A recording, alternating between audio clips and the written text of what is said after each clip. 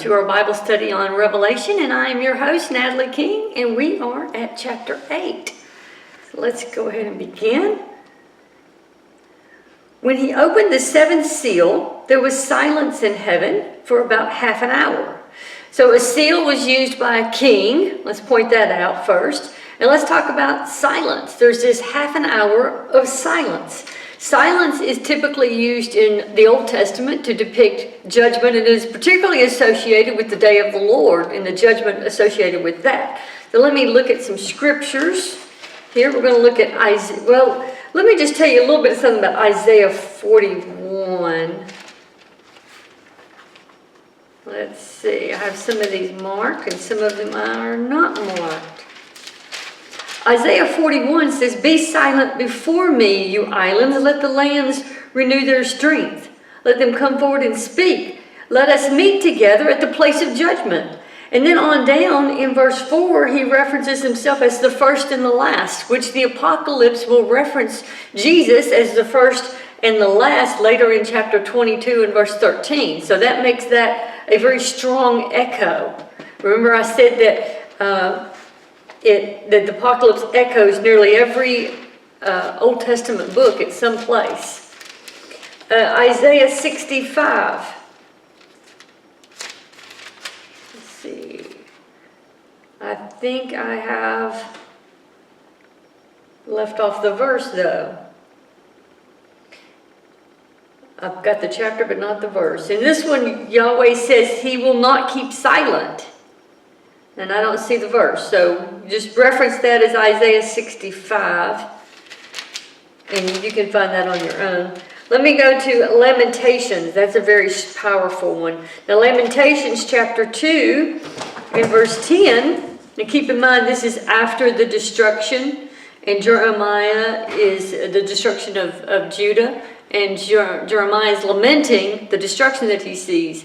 And he says, "The elders of the daughters of Israel sit in the ground in silence. They have sprinkled dust on their heads and put on sackcloth." So he's talking about the after effects of destruction, of God's destruction upon them, using Nebuchadnezzar, using Babylon to enact that destruction. And he says here in chapter 3 and verse 28, "Let him sit alone in silence, for the Lord has laid it on him." But some of the most powerful ones comes from Amos. Look at chapter 5 in verse 13. Says, "Therefore a prudent man keeps silence in times like these." That is times of judgment. 8 and 3 is that's my cat making that noise. 8 and 3 says, "In that day," talking about the day of the Lord, declares the sovereign Lord, "the songs in the temple were turned to wailing, many bodies flung everywhere. Silence." That's a powerful allusion there to the destruction, or to the day of judgment, the day of the Lord. And we have Habakkuk, chapter 2 and verse 20. It says, "But the Lord is in his holy temple. Let all the earth be silent before him." And that's what we get in chapter 8, this idea of the holiness of his temple. God is there, and it is the day of the Lord coming upon us, because this is the seventh trumpet about to blow, which is the destruction. Let's look too at Zephaniah chapter 1 and verse 7. "Be silent before the sovereign Lord, for the day of the Lord is near." A call for silence again, in connection with the coming of the judgment of God. And Zechariah chapter 2 and verse 13 says, "Be still before the Lord, all mankind, because he has aroused himself from his holy dwelling." Now be still also, that can be translated be silent. Be silent before the Lord, all mankind, because he has aroused himself from his holy dwelling. So this call to silence is building momentum and awe at the judgment of God that he is about to enact upon all of the earth. Those who do not know the Lord. Now keep in mind, at this point, we've already got the image in chapter 7 of the multitude clothed in white. So the people of God have been brought up to God in a safety. They're in heaven. And now he's about to pour out his final bowl or final seal. I'm sorry, trumpet. Where am I? Seal, I'm sorry. The seventh seal opens up the trumpets. So the seventh seal is about to be opened. That's destruction. So it's called for silence. Then it says in heaven for about half an hour. Half an hour is important because half an hour is a broken number. And broken numbers speak of an undesignated amount of time or a incomplete, something being incomplete. So we have this broken number being mentioned for half an hour.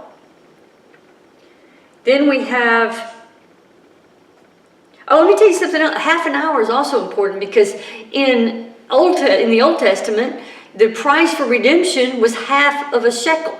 So this could be kind of, this half an hour could be playing on that half of a shekel, meaning that those who rejected that half shekel, who rejected the price of redemption, which was much more costly than half a shekel, right? The blood of Jesus. Those who have rejected redemption are now going to be paid in full of the judgment of God.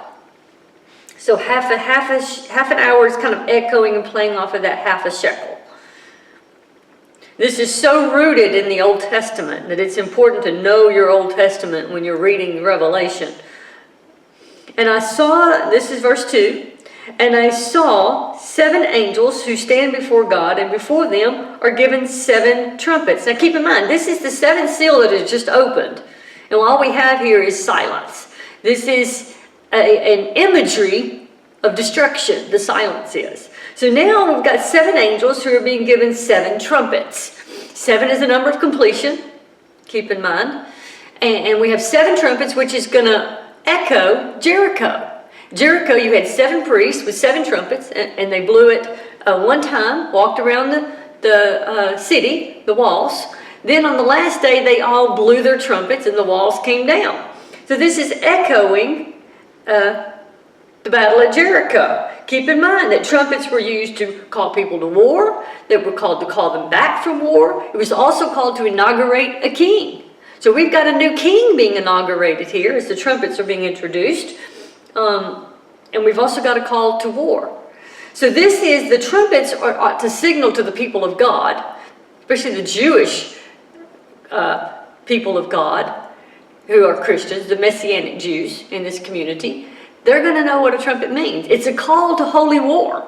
It's a call to spiritual warfare. It reminds us that what is taking place in the natural, there's a reality in the spiritual realm. And the people of God are called to engage in spiritual warfare. And the ones who are sleeping and slumbering ought to wake up. Trumpets are a call to those who are not alert and not paying attention to wake up. The church of Sardis was told to wake up. Okay, so this is a call to the people of God. Keep in mind, now we've started a new recapitulation, a new series of judgments. So this is placing this is backing up to like the first seal. Okay, so it's backed up now as the trumpets are unleashed. And it says here in verse 3, and another angel who had a golden censer came and stood before the altar. He was given much incense to offer and prayers of the saints in the golden altar before the throne. So here we're in this throne room scene, and we have incense being offered. Now, and this is going back to your tabernacle. You had your outer courts, your holy place, and your holy of holies.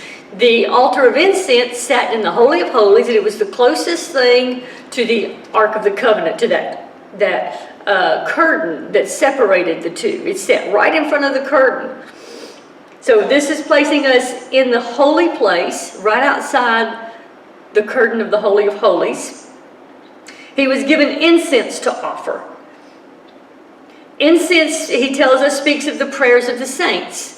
So that this is brought up together, joined together, gives us a clearer picture of what the incense meant in the Old Testament, and it demonstrates how God sees the prayers of the saints. They are treated as coming before God as sweet aroma, as an incense, and they're held in value.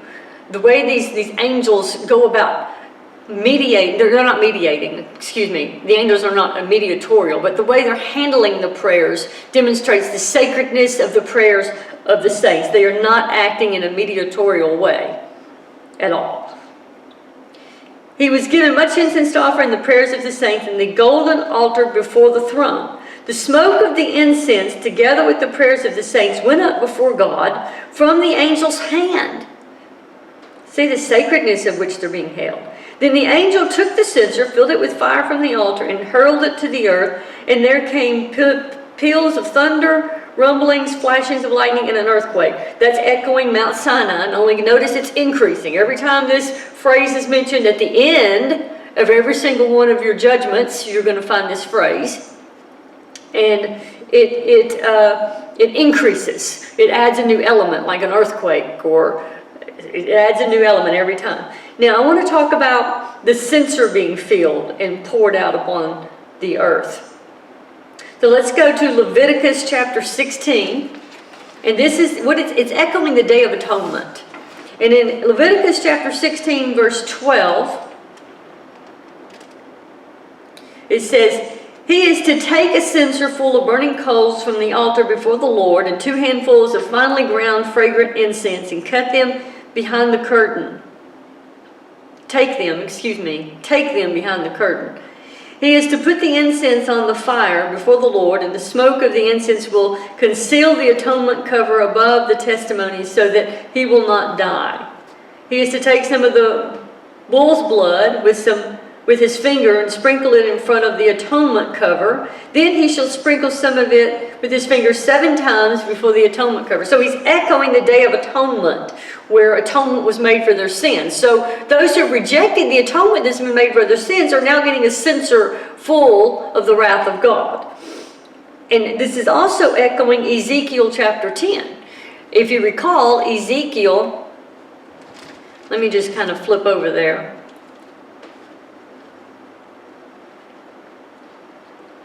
Real quick. Ezekiel chapter 10, where Ezekiel, you have a man with a linen, dressed in linen, who takes a censer of hot coals and scatters them over Jerusalem. This was in a vision. This was a symbolic reference to the judgment of God going to be poured out upon Jerusalem.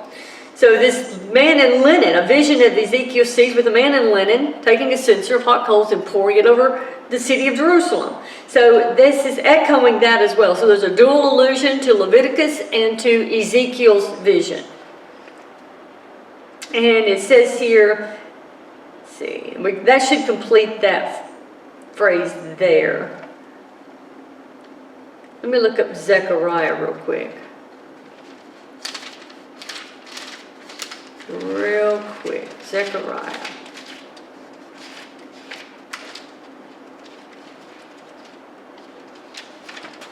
Chapter 13.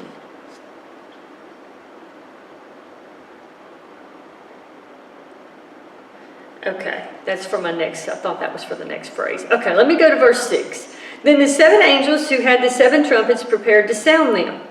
The first angel sounded his trumpet, and there came hail and fire mixed with blood, and it was hurled down upon the earth. 1/3 of the earth was burned up, and 1/3 of the trees were burned up, and 1/3 of the grass was burned up. So this is echoing Ezekiel chapter 5, where Ezekiel is told to shave his head, take your hair, cut it up, and divide it into 3 sections.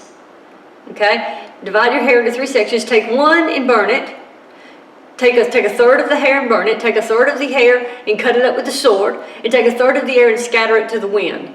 And it was to demonstrate what was going to happen to the population of Israel. Or really Judah. But that 1/3 would be burned, 1/3 would be cut up, murdered or something, and 1/3 would be scattered to the wind. And that was the ones who went into exile. So he's echoing this, that there's 1/3. All of these trumpets are gonna go through with the 1/3.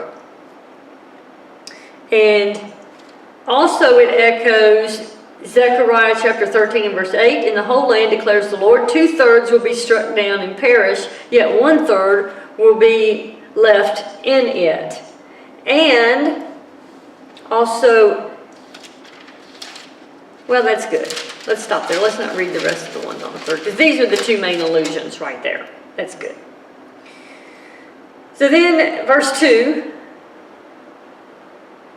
the second angel sounded his trumpet. You know, let me back up and say something about trumpets. Something just reminded me here about the Jericho example. And in Jericho, you had Achan, who had, they were told not to take anything, to destroy everything when they take Jericho. And Achan coveted some silver, and he coveted a Babylonian robe, and he hid this in his temple. And it just struck me as I'm reading this about the trumpets, you know, and this allusion here to Jericho, that you had temptation and sin, and you had this Babylonian robe. And later when we get into chapter 17 and 18, we're going to be introduced to the whore of Babylon. So this allusion to Jericho becomes even a deeper-seated allusion to temptations and sins that can affect the people of God. Israel was the people of God. You had this one individual who longed for that, coveted that Babylonian robe. So later, that figure we're going to get introduced to in 17 and 18 of the great whore of Babylon is being foreshadowed also in this analogy of Jericho. Okay, so let's go to verse 8. The second angel sounded. I've got dimmer light here than what I need. The second angel sounded his trumpet, and something like a huge mountain all ablaze was thrown into the sea. And that's also echoing, I think it's Jeremiah, could be Isaiah, who talks about a mountain being thrown down on a blaze. It's a prophecy against Babylon. A third of the sea turned to blood, and a third of the living creatures, and a third of the sea died, and a third of the ships were destroyed. Now, since that mountain echoes Babylon, that's kind of still building that imagery of depicting this worldly system as likened unto Babylon. Verse 10, and a third of the angels sounded his trumpet, and a great star, ablaze like a torch, fell from the sky, and a third of the rivers, and a third of the water, of the springs of water. And the name of the star was Woodworm. A third of the waters turned bitter, and many people died from the waters that had become bitter. So this is a contrast to Jesus being called the morning star. The morning star would be the last star shining, the brightest star in the sky. Well, this is a star named Woodworm, and it means bitter. This is echoing Zephaniah 1 and 14. It's going to take me a minute to find it. Zephaniah chapter 1 and verse 14, where it says, the great day of the Lord is near and coming quickly. Listen, the cry of the day of the Lord will be bitter. Bitter. So the text is reminding us that this is the day of the day of the Lord is approaching. The day of the Lord is that day that's at the very end of this tribulation era. Okay, so the day of the Lord is approaching. Bitterness is coming. In verse 12, the fourth angel sounded his trumpet, and a third of the sun was struck, and a third of the moon, and a third of the stars, so that a third of them turned dark, and a third of the day was without light, and also a third of the night. So it's talking about the elements in the sky being affected. Now this is, keep in mind, when we read this, people tend to read it literally. Are there going to be some things happen in the sky? Possibly. But this is also very metaphorical. Okay, there's a lot of symbolism here. It's talking about these elements being affected, talks about these are dark days. Spiritually dark days is probably what it has more in mind, is depicting the spiritual darkness. It's also depicting what we call decreation. It's rolling back what happened at creation. You know, when the heavens were affected. Now keep in mind, these are also echoing the plagues of Exodus. So this is retelling the Exodus story. There's a lot going on in this text. The next text, as I watched, I heard an eagle that was flying in midair call out in a loud voice. So a couple things here. Midair reflects that sphere where there's spiritual warfare going on. Spiritual battling going on. And it's reminding the people of God that we're engaged in a spiritual battle. Prayer, which we saw at the beginning of chapter 8, reminds us that prayer is a weapon that we use in spiritual war. It's not defensive, it's a weapon that dispels darkness, that puts to flight the enemy. It's a weapon. That's why they're handled so carefully, so sacredly. Eagle, let's talk about the eagle real quick. Eagle echoes warnings of judgment in the Old Testament. I'm going to give you a few. Hosea chapter 8. I'm working my way there now.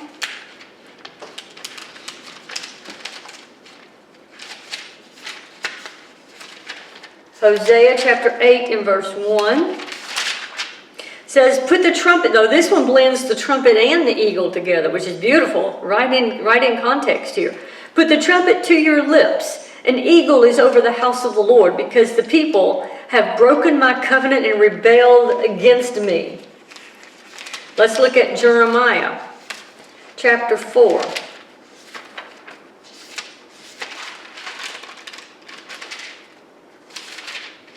And I think in the church, we just don't depict the judgment of God accurately. We hardly ever even mention the judgment of God. And we can talk about the judgment of God and the wrath of God and then follow up with such great grace. Because how can we understand how great His mercy and grace is until we first understand His judgments and His wraths? His judgment and His wraths reminds us of His holiness. It reminds us how unworthy we are and depicts His grace and mercy in the proper light. So I think we make a mistake in the church when we don't ever talk about the judgments of God. And when we read the Old Testament, particularly the prophets, as though they're just doom and gloom, when they're filled with mercy and grace. The fact that God is still speaking to them and giving them opportunity is, in fact, grace and mercy. So we totally depict the Old Testament and the prophets, particularly, in the wrong light. Chapter 4 and verse 5. I'm going to begin at verse...